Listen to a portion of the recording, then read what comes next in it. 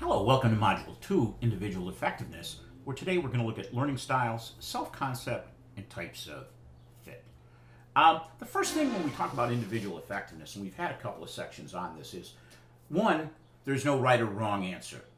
Okay? There isn't. Everybody is different.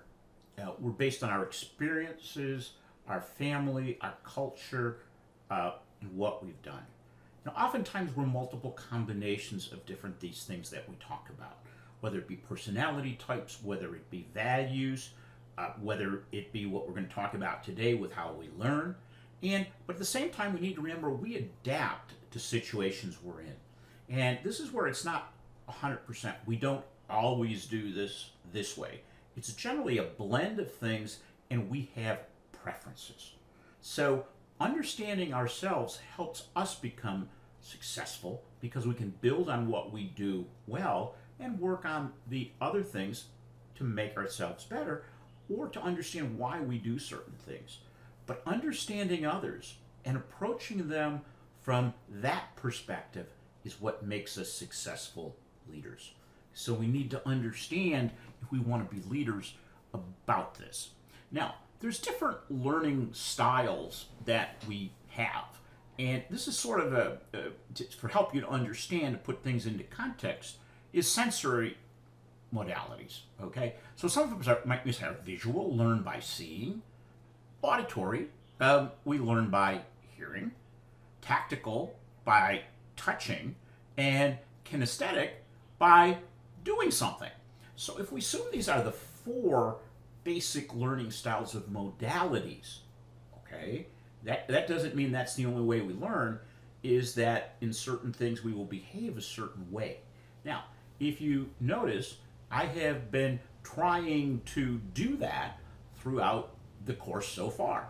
I'm trying to give you pictures and visuals to see.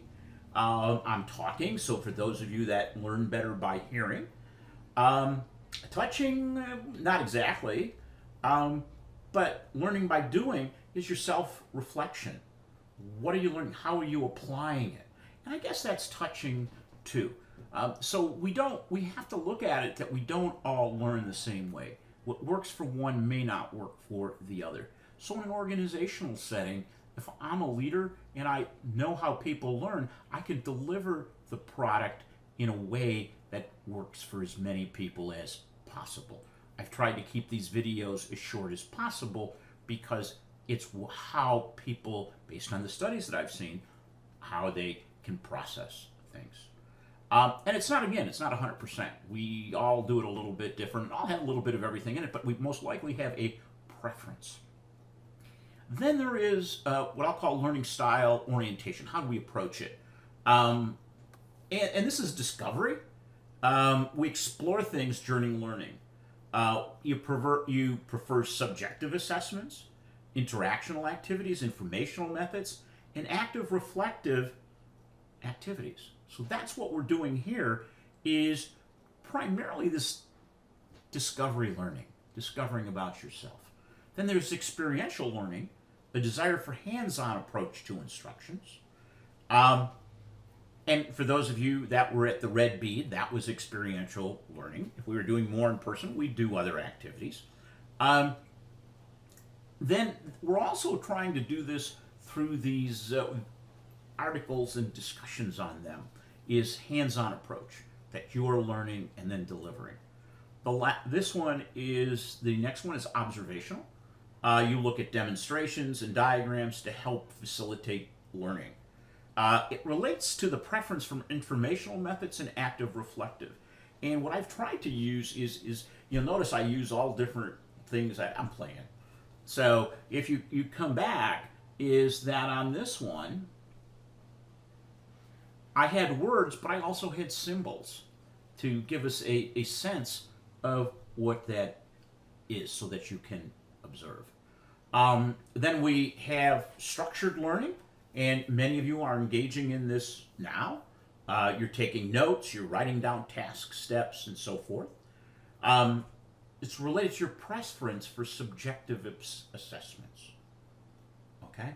But some of this is going to come back to our Myers-Briggs personality type as to what your preferences are from personality. And the last one here is group learning, and that's a preference to work with others while learning. And group learning sometimes works quite well. It's for action and interaction. And again, this group learning is something that you're going to do, and two of you have already, this article review. Okay, that's group learning. Okay, so that's what we're doing. So we're trying to hit as much as we can in the class, but at the same time, we got to be respectful as a leader, but as an employee about these different learning styles. Okay, if one doesn't fit for you, I can't deliver everything. Just you go off and look and read. That doesn't work. You need a sense of structure. Okay, but we all respond to that differently. Discover your learning style and optimize your self-study. Again, this is going to be part of the reflection for next week, the one that is due 2 Tuesdays. Well, it's due on Tuesday. And here's a little quiz. You know, I like these. That's that hands-on approach. You know, you explore and you discover. Questionnaire. But before you do that, I want you to watch this video that I think is pretty good, and this is also going to be part of your reflection. So take a look at the video. If you got any questions, please let me know. Hello everyone, welcome to the Lang Focus channel. My name is Paul. Today I want to talk about knowing your learning style. Most people rely on other people or on their materials to teach them, but I want you to be empowered and to be able to direct your own language learning. That's why today we are going to look at your learning style and how to use it to learn more efficiently. Different people learn differently. We all have a unique learning style that is based on the type of sensory information that we prefer. These kinds of sensory information are called learning modalities, and there are 4 of them. Some people say 3, I'm going to say 4. They are visual, auditory, reading and writing, and kinesthetic. You can remember those learning modalities based on the acronym VARK, V-A-R-K. Students generally have a dominant modality, but they do use a combination of all the different modalities. Some people will say, for example, I'm a visual learner, but really what they mean is that I am primarily a visual learner with some of the other modalities as well. There are some people who don't really have one strongly dominant modality, and they call those people multimodal learners. They have a multimodal learning style. I happen to be a multimodal learner. I don't really have one really dominant modality, but my least dominant modality is the auditory. That's the one that I prefer the least. Now, preferring a specific modality doesn't mean that that's the only way that you can learn. It doesn't mean that you can't learn in the other modalities. It just means that that's the preferred modality for you. That's the one that engages you the most. That's the one that you can relate to the most. So it's usually the best way for you to learn. Visual learners tend to prefer learning using images, videos, charts, maps, graphs, and so on. And often they see images in their mind when they are reading or listening. Auditory learners prefer to learn by listening to others speak, by having discussions, by explaining things out loud, sometimes by recording a lesson and listening to it again in order to review. Read-write learners learn visually, but specifically through text, and they enjoy learning through textbooks, through articles, through dictionary definitions, through writing journals, through writing articles, through writing blog posts in their target language. Read-write learners tend to be quite good with the patterns and the syntax of a language, and they can look at a sentence and analyze the different elements within it quite easily. Kinesthetic learners are engaged when they are experiencing something physically with their body. They tend to like acting out real or simulated situations through movement and through role play. And since emotions are actually physical sensations, kinesthetic learners are quite engaged by emotional sensation. So emotional impact will help in their learning and retention. You may already have a good idea of what your preferred learning style is, but in case you don't, you can take this quiz right here and get an idea of what your preferred learning style is. When you know your preferred learning style, it becomes easier to understand why you're not motivated, why you're not excited to be learning, and why you're not learning as efficiently as you could be. Most people rely on their teacher or on materials to teach them, but your teacher and your materials often don't target your preferred learning modalities. Have you ever had a teacher who just talked and talked and talked and talked and talked and talked? Even if your teacher had a pleasant voice, unless you were an auditory learner, you were probably bored to death. Another common situation is that kinesthetic learners are sometimes made to sit in their chair at their desk for 90 minutes straight, and after about 30 minutes of that, you're ready to pick up your chair and throw it.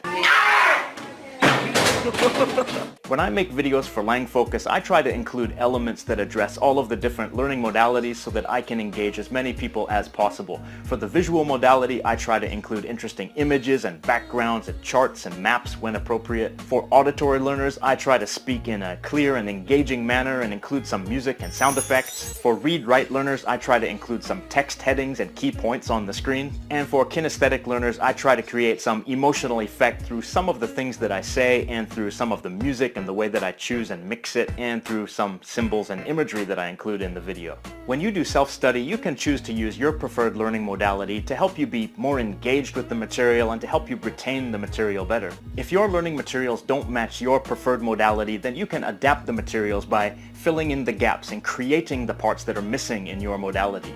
For example, if you're a visual learner but your materials are mostly text-based, then you can imagine images of the words and the sentences that you are practicing. Actually see the situation in your head as you are practicing the language so that the language and the imagery become associated. If you're an auditory learner but your materials are mostly text-based, then you can imagine the auditory component inside your head. You can hear the voices. You can hear the voices being expressive. You can also chant sentences to yourself. You can sing sentences to yourself. If you happen to be a read-write learner and you are using an all-audio program like Pimsleur, for example, then you can try to imagine the words inside your head, actually see the letters of the words when you are saying them out loud. That might be hard to do at first, but when you get used to it, you can do it, and then you will be connecting the auditory with your preferred learning modality of read-write. If you are a kinesthetic learner and your materials are mostly text-based, then you can imagine yourself going through that experience that you are reading about in that sentence or in that text. Try to actually feel what's going on and experience it in your body. Even though you're imagining it, you can try to feel those sensations. You can use body motions and gestures to learn new vocabulary, and you can use body motions to act out the language that you are studying. You don't have to just stick to the learning materials that you have. You can interpret them and adapt them to your own learning style and use them in the way that's best for you. So knowing your learning style is important because it can help you adapt materials and create new activities for yourself that keep you engaged and help you retain the language that you are studying. So I recommend that you find out your learning style and you use it to your advantage today. Thank you for watching the Lang Focus channel. Have a good day. What I'd like to just finish up with in this module is self-esteem. And this is interesting because when you look at the definition of it, it's the value, self-respect, and self-worth that you place on yourself. What you think of yourself, and I know this is a cliche, what you think of yourself is much more important than what other people think of you. But we need to remember that our self-esteem changes daily, hourly, and each minute for most people. Sometimes we feel really good about ourselves, other times we don't. Becoming aware of these changes becomes important to understand our feelings and our actions. And one can learn about these people, places, or things which influences their self-esteem. Sometimes we're around people and we feel really good. Other times we're around people and we don't feel real good. When we look at some of the characteristics, what is high esteem is you accept yourself, admit mistakes. Most days you like yourself. You view mistakes as opportunities. So that's a high esteem definition. Low is you let others influence your thinking and make you not feel good. They help you, we look at it and say, I can't do that. You can't succeed. You tend to, with low esteem, avoid challenges and don't try things. So that's sort of what's a high esteem, low esteem. Now, what are some of the effects of self-esteem? From high, it results in increased motivation or drive, if you will. You become engaged in learning, successful in building relationships. Assertiveness improves with self-esteem. Characteristics that we'll see: happy, content with life, take on challenges, confident, show love and affection, spark positively about themselves and others. Remember, we go back and forth with this, but understanding this is key to helping us become more successful, and also as a leader, looking at where people are. So if people have a low esteem and you're a leader, if you want to motivate them and engage them in being more productive, and we understand that, we can engage in behaviors to make them feel better, to increase their self-esteem. Now, on the low self-esteem, binge eating on junk food, that's interesting. Drinking excess alcohol, taking drugs, problems with anger, no! Negative thoughts, inability to show love and affection. And sometimes you really appear to be desperate to win approval of others. We need that approval. And we're influenced by others' opinion. So, I think we go through this. Just me going through this now, I see some things in low self-esteem that I do regularly. But then I see the other ones on the high side. So I guess we switch between, it's neither right nor wrong, but knowing what it is becomes important. Here's some of the effects. Again, I don't mean to re-emphasize, don't believe. They see themselves failing before they begin. Hard time forgiving their mistakes. They're awful tough on themselves. They believe they never can be as good as you or me. People with high self-esteem, they like to meet new people. They don't worry so much about how others will judge them. Do we all care about how people feel about us? Yes, we want people to feel good about it. You say what's on your mind, express yourself, and you learn from every time you engage with somebody. They're nicer to be around. There's some people that are just fun to be around. They have ideas all over the place. And this is where you start putting it together, is I don't think there's necessarily don't confuse extroversion and introversion with high self-esteem or low self-esteem, because it's where we get our energy from, okay? So that's sort of the effects of them. So aware of them ourselves, we can take actions for improvement, but when we're in a leadership role in an organization, being aware of this, how then, if we want to get the most out of people, building their self-esteem are going to help them become more successful and more productive workers. Here's a few tips that we can all use all the time, no matter what it is. Celebrate. When you do something good and you have something successful, celebrate. Build a support network. Hang around with people that are energetic and have that. Don't compare yourself to others. We're more alike than we are different. Stop striving for perfection, except in this class where we want you to get an A, so strive for perfection. And there's a difference between setting high goals and trying to be perfect. There's a huge difference. So some of them, develop a habit of recognition. Really, it's your job to take care of yourself. Remind yourself of the journey. We're on this lifelong journey. Don't dwell on your mistakes. I forget them quite quickly myself. Pick up a hobby or learn something new. Sometimes we do so much work, we don't have time to learn something new or a hobby. Set appropriate attainable goals. Be realistic. Create baseline points and brownie points. Set aside quality time. Love your recovered self. So those are some tips for that. The next definition that I want to introduce is self-efficacy. Now, remember, we talked about self-esteem, which is how you see yourself, and the self-efficacy is a person's belief in their capacity to successfully perform a task. So when we look at Bender's self-effect theory, he's saying that there's influences. That's our performance and our accomplishments in the past, our various learnings, our social persuasion, our emotional aspects. So these are all influences that go into our mind, and the outcomes are persistence, performance, and approach versus avoidance. So we can either be very persistent to get something done, performing as we should, and then the approach versus avoidance. I'm going to deal with this. I'm not going to avoid it. Is it easy? Just remember, we're doing this, there's not extremes in this. It's sometimes we are. Do I avoid things? Yeah, one of my favorite things to do. So I think your belief on your ability is really going to influence your actual abilities. it's not a fixed property. It's a huge variability in how you perform. People with self-efficacy, a strong feeling of that, bounce back much faster. So this is a good definition to be aware of.